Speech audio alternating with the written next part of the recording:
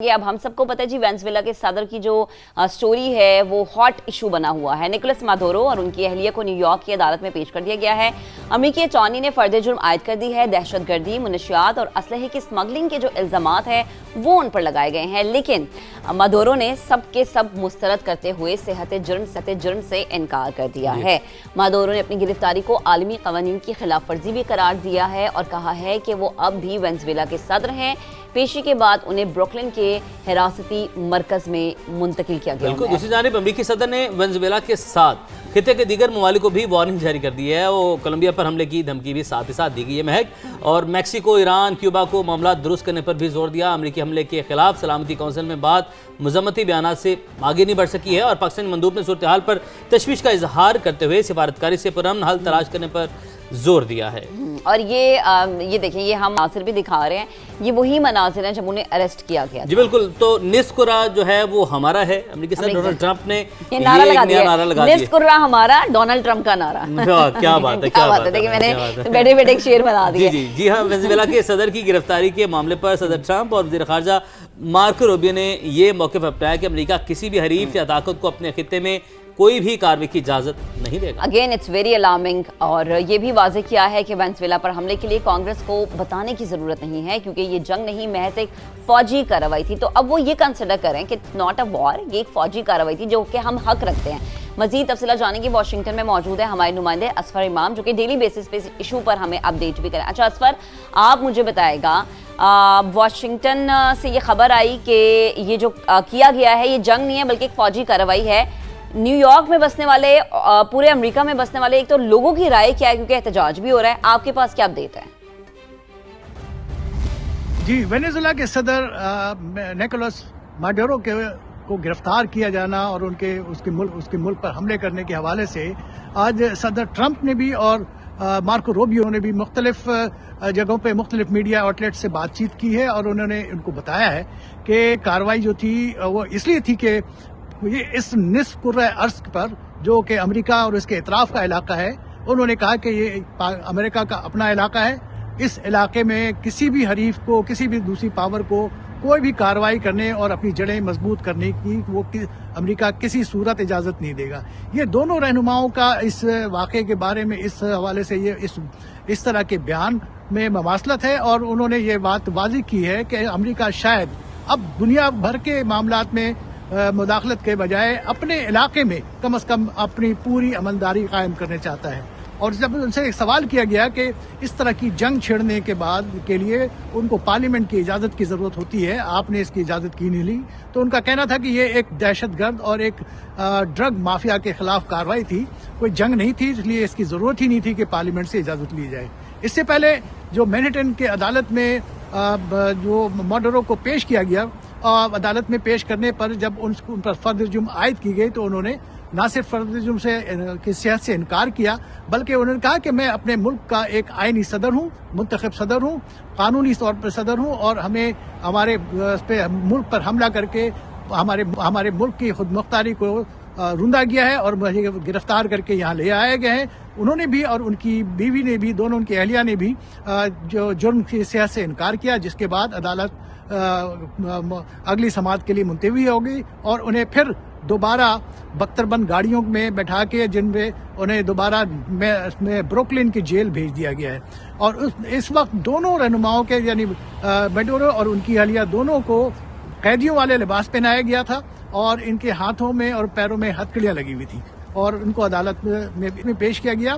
عدالت سے نکال کے پہلے ہیلی کاپٹر کے ذریعے سے پھر وہ ان کو بروکلن کی جیل پہنچا دیا گیا۔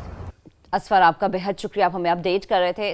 ذرا ایک ہسٹری پہ اگر ہم نظر ڈالیں تو امریکہ نے دنیا کے بہت سارے ایسے ممالک ہیں جن کو عمر جنگ کی آگ میں دھکیلا ہے، اور افغانستان ہو جائے، عراق ہو جائے، ویتنام ہو جائے، تباہی سے ان کو دوچار کیا ہے۔ اچھا، یہ صرف میں یاد رکھیں کہ ڈونلڈ ٹرمپ کی ان کے ٹائم کا ذکر نہیں کری، میں ایک اوور آل آپ کو ایک ہسٹری ریکیپ کریں۔ جی، پاناما اور ہنڈرس میں رجیم چینج کیا ہے، سربیا، صومالیہ اور لیبیا میں بھی حکومتوں کی تبدیلی میں امریکہ کا کردار بہت مین رہا ہے۔ رپورٹ دکھاتے ہیں، پھر بات کرتے ہیں۔ अपने मफादात के लिए दुनिया के कई ममालिक को जंग में धकेला। अमेरिका जहां गया वहां तबाही की दास्तान छोड़ गया। 2001 में 9/11 हमले के बाद अमेरिका ने तालिबान और अलकायदा के खिलाफ जंग शुरू की। हजारों ऑपरेशंस किए, बड़े पैमाने पर अफगान शहरियों की हलाकत हुई, लेकिन कुछ हासिल न हो सका। 20 साल बाद अमेरिका वहां से निकलने पर मजबूर हुआ और तालिबान दोबारा इख्तिदार में आ गए। 2003 जब अमेरिका ने मौलिक हथियारों का इल्जाम लगाकर इराकी हुकूमत का तख्ता उलट दिया, सद्दाम हुसैन को फांसी पर लटकाया, मगर कीमियाई हथियार न मिले। अमेरिकी जंग में इराक तबाही से दो चार हुआ और अमेरिका के इनखला के बाद भी इराक आज तक अदम इस्तेहकाम का शिकार है। अमेरिका ने 1989 में पनामा को निशाना बनाया। फौजी कार्रवाई में जनरल मानुएल नोरिगा को गिरफ्तार करके अमेरिका मुंतकिल किया और फिर सजा सुनाई। वियतनाम में कम्युनिज्म के फैलाव को रोकने के लिए अमेरिका ने 1955 से 1975 तक तवील जंग लड़ी। इस जंग में भी लाखों अफराद मारे गए। आखिरकार अमेरिका को पसपाई का सामना हुआ। अमेरिका ने 2022 में एजेंटों के जरिए हिंड्रोस में रिजीम चेंज की। सदर जॉन ऑरलैंडो हर्नांडेज को घर से गिरफ्तार किया। उन पर बदनवानी और मंशियात फरोशी के इल्जाम आयद किए गए। जून 2025 को 45 साल कैद की सजा सुनाई गई। फिर बाद में सदर ट्रंप ने उन्हें माफ कर दिया। सर्बिया, सोमालिया और लीबिया में भी हुकूमतों की तब्दीली में अमेरिका ने किरदार अदा किया। अब वेनेजुएला के सदर की मासूली और मेक्सिको, कोलंबिया और ईरान को धमकियां। दुनिया भर में अमेरिकी पॉलिसियों को तनकीद का सामना है। वेलकम है नाज़रीन, इस हिस्से में हम बात करेंगे तालीम से जुड़े हुए मसाइल के हवाले से, और क्योंकि ये इस पर बात की जानी बहुत ज़रूरी है।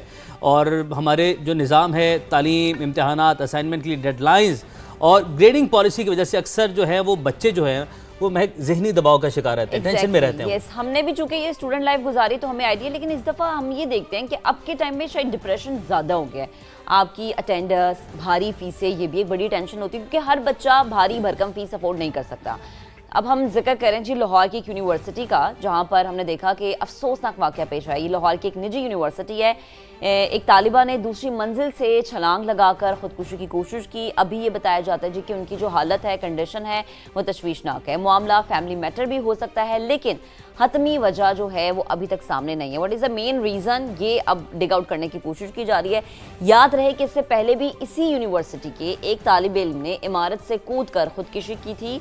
और अब ये दो केसेस, दो जानें जो हैं, एक तो चले तशवीशनाक हालत में, एक तो जान वैसे ही चली गई। ये बड़ी अलार्मिंग बात है और इस पर बात करना बड़ा ज़रूरी हो चुका है। और सवाल मैं ये भी उठता है कि ये क्या उस पहले इंसिडेंट से कहीं मोटिवेशन तो नहीं ले ली? हाँ। दूसरी बच्ची ने जिसने कोशिश किया या बाकी बच्चों के ज़हन में क्या चल रहा है, तो ये साइकोलॉजिकली जो है उस पर क्या असरात हैं? अच्छा, इसमें उमर आपके यूनिवर्सिटी का जो मैनेजमेंट है, आपका जो निज़ाम तालीम है, उस पर भी सवाल उठता है। बिल्कुल, माहिर नफ्सियात मलाइका तारिक साहब हमारे साथ मौजूद हैं, हमारे साथ स्टूडियो में मौजूद हैं, उन्हें शामिल गुफ्तगू करते हैं।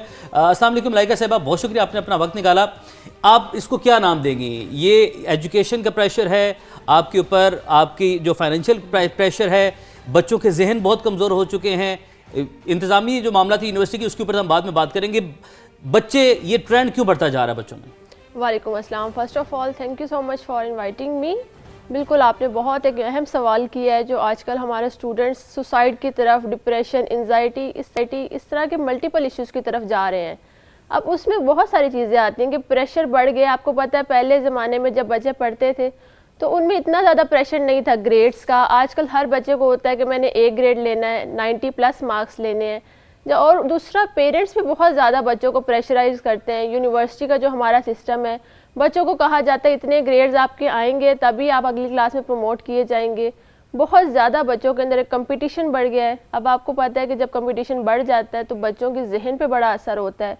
उनको स्ट्रेस होता है कि अगर मेरे मार्क्स अच्छे नहीं आएंगे तो मुझे बहन भाइयों में, फैमिली में बहुत कंपेयर किया जाएगा। स्टूडेंट्स को ये होता है कि मैं अपने क्लास फेलोज से अगर आगे ना निकल सका तो शायद मुझे वो उतना ज़्यादा वैल्यू नहीं देंगे। टीचर्स भी आपने देखा आजकल उन स्टूडेंट्स को वैल्यू देते हैं जिनका A ग्रेड है या बहुत अच्छे जो पढ़ाई में है। जो पढ़ाई में अच्छे नहीं है उनको मैंने देखा है कि आजकल टीचर्स भी शायद उस तरह से वैल्यू नहीं दे रहे, पेरेंट्स भी उतनी वैल्यू नहीं दे रहे, और बहन भाइयों में भी ज़्यादा जो टॉप पे होता है, जो स्टडीज़ अच्छी कर रहा होता है, पेरेंट्स उसको ज़्यादा आगे प्रमोट कर रहे होते हैं, पढ़ाने में उसको ज़्यादा हेल्प आउट कर रहे होते हैं, तो बजाय मलाइका फिर हम इसमें क्या समझें कि एक तो पेरेंट्स की तरफ से प्रेशर है, दूसरा सोसाइटी का प्रेशर है, बच्चे तन्हाई का शिकार हो रहे हैं, क्योंकि अगर आप सोशल मीडिया पे उनके अकाउंट्स देखें तो बड़ी स्माइलिंग फेस के साथ हम उनकी पिक्चर्स देखते हैं, हैंग आउट देखते हैं, बिल्कुल, लेकिन इंटरनली वो खाली हैं, उनके दिमागों में तन्हाई चल रही है। मैं यही बात है कि इंटरनली वो बहुत ज़्यादा प्रेशराइज फील करें, शायद उस प्रेशर को कम करने के लिए वो सोशल मीडिया पे हैं,